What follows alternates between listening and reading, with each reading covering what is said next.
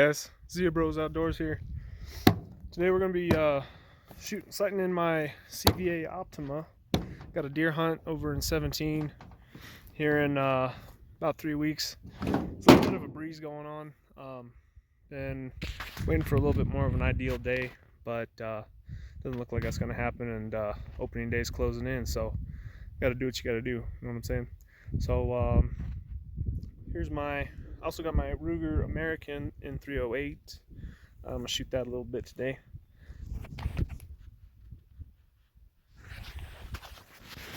And there we go. So let me go ahead and get it loaded up and start showing you what I'm doing here. Guys, I just fired my first shot. I'm using 120 grains of powder, using Pyrodex, using a power belt bullet, and probably sitting at 60 to 70 yards. Couldn't find my rangefinder today, so we'll see what it looks like. It looked like it was a little high, a little right. So I'm going to show you guys what you can do to speed up your process a little bit. Muzzleloaders are hard, they're slow to sight in because everything has to be cleaned after every shot, and gun has to cool down. So I'm just going to show you what these things represent though. So as you can see, this is my first shot. I was aiming for the bullseye and I hit 1, 2, 1.5. So these are 1 inch. So your scope clicks, whenever each click is, if you're looking at that, that's nothing, it's an old shot.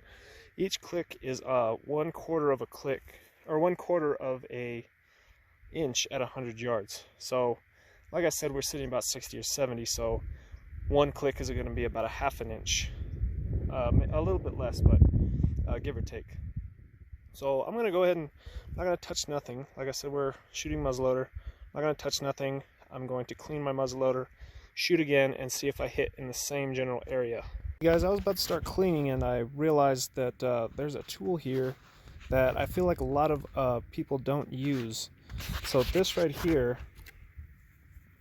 is a simple brush, but what's special about this brush is that you get a thicker layer of buildup in this area right here, right where the powder sits.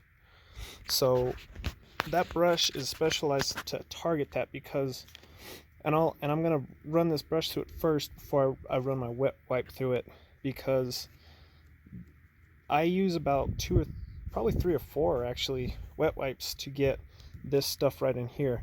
This stuff up here, it comes off in about two passes. The stuff back here is a lot harder, so I'll use one of these just to speed up things and just keep everything a lot cleaner. The thing about muzzleloaders, like I was saying earlier, is that they're hard to sight in because things have to be reset.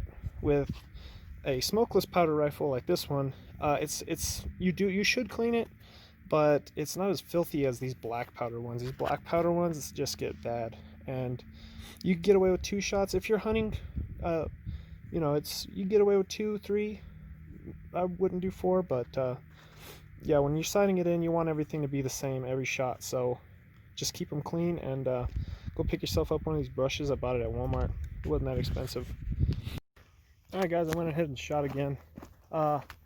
This is the hard part about sighting in a weapon, is sometimes you get some inconsistencies, but you just have to understand that not every shot's going to be the same. This one I was a little bit more steady, and it shows. So this one, I'm going to go ahead and clean my muzzleloader again, and I'm gonna shoot it again, but I'm gonna show you guys real quick, because this is like, as we call it, dead nuts on. I'm not monetizing my videos quite yet, so I guess I can talk like that. So there it is. There was my first shot. There's my second. That's the 308. There's my second shot. So at this range, that's just about perfect for me. So like I said, I'm gonna clean my weapon again. If I can stack it right there again, I'm gonna call it good.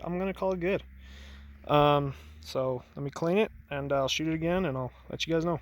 All right, guys. One thing I forgot to mention, since this is turning out to be a sighting in video, is when you're sighting in a rifle scope like this, make sure it's always at the highest setting. And here's why. A scope like this is a Diamondback Tactical. It's first focal plane, if I remember right. What that means is that the glass, I guess basically, the glass is etched with your crosshairs. So if I had a phone scope or something, I'd show you guys, but basically when you zoom in all the way to 16 power, the crosshairs zoom closer, and whenever you zoom out, the crosshairs get further. Well, with scopes like these, this is just the scope that came with my muzzleloader. With scopes like those, the problem is your crosshairs are right here. So you zoom out, the picture gets, you zoom out, it goes like that. You zoom in, it goes like this. Your crosshairs never change. So if you sight it in at the lowest power, then you go hunting and you crank it all the way up because you see a buck way out there or a bullet way out there. Your point of impact is going to be slightly different, and the further out you go, the further out that difference is going to be. So I always just leave it at the highest power. If I'm walking around where I think deer might be or elk, I'll crank it down just in case one pops up and gives me a quick shot opportunity. But other than that, just get into the habit of always cranking your scopes all the way up.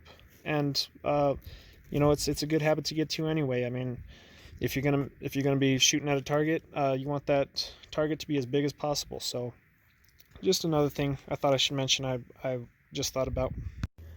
All right, guys. So just reloaded my muzzleloader after I got done cleaning it, and I brought my 308 out, as you know. Just shot it a couple times. So a little backstory on it. I bought this rifle because I had a Barbary sheep hunt. I bought that real expensive scope on it because I thought I was going to be taking long range shots out there, and get you out of the sun. And turns out I did. And the closest I got to those sheep were like 350, I think, and I whiffed them, and I kind of half knew I was going to.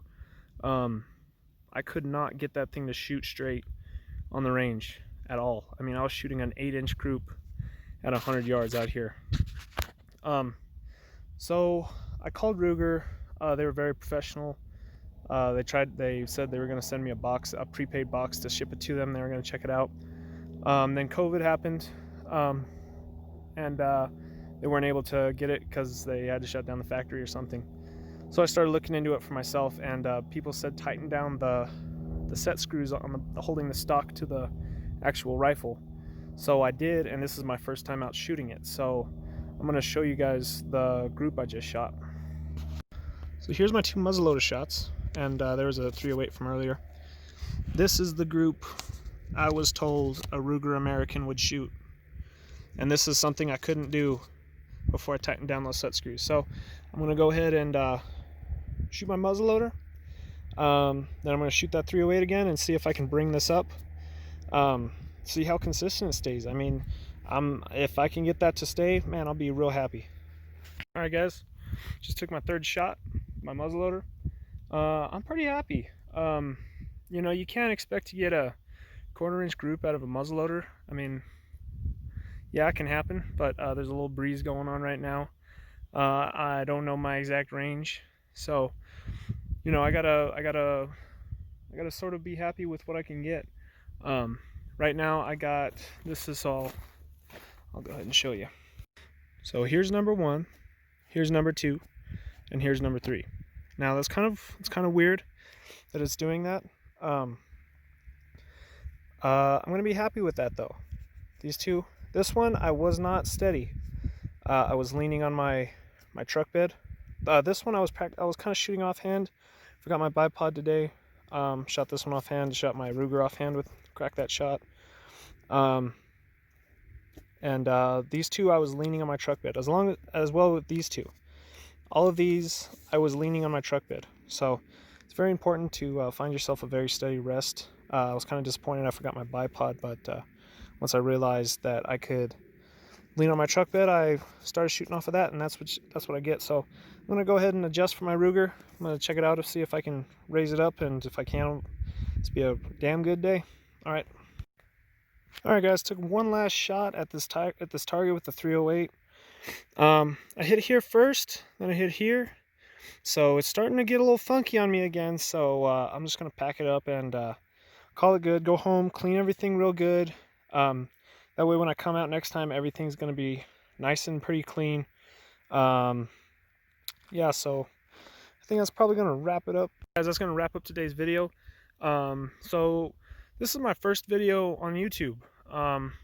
I wanted to document my hunts, and so that way I can someday look back on them and maybe learn a little bit about them. I'm a duck hunter, I'm a elk hunter, deer hunter, I've shot oryx, I've gone out Barbary sheep hunting.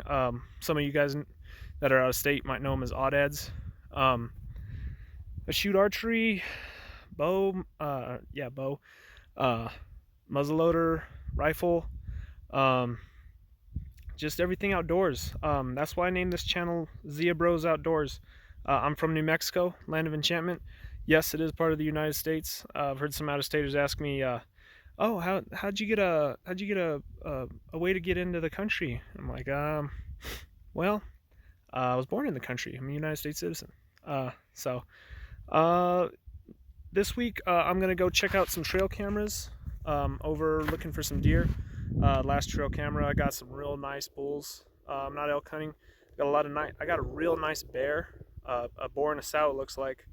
But yeah, so next week I'm gonna go check trail cameras. And then I'm thinking I'm gonna do a blind bag dump. Duck season's on its way. It's October. Duck season starts this month, so I'm gonna do a blind bag dump, so you guys can see what is in my blind bag. And then I'm thinking maybe I'll do an update at the end of the season if I've changed anything.